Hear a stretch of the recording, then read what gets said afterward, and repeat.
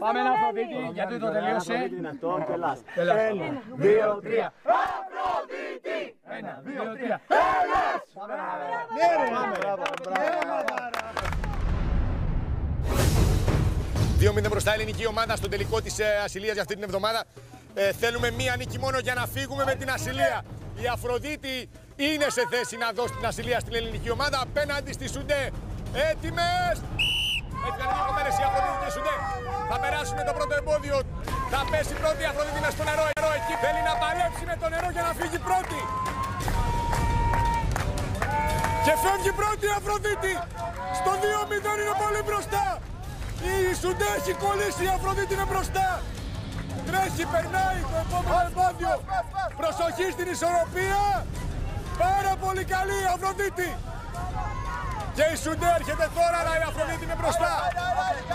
Κάνει η Αφροδίτη με μεγάλη διαφορά στους κρίκους. Το παιχνίδι αυτό δεν χάνεται, θέλει προσοχή. 2 μπάλες κάτω, ακόμα μία, είναι πολύ καλές οι βολές της. Ακόμα μία, η Σουντέ είναι ορίσει. Η Σουντέ έριξε τις δυνατές τις βολές. Η Σουντέ έριξε πάρα πολλές μπάλες. Η Αφροδίτη έχει ακόμα 2 μπάλες για να πάει στον επόμενο στόχο.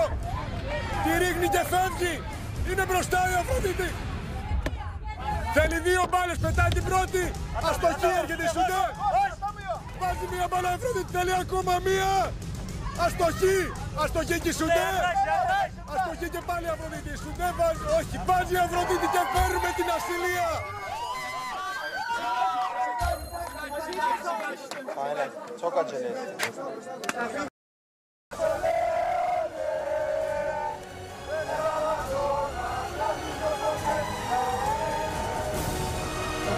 Αγκαλιά θα το πούμε.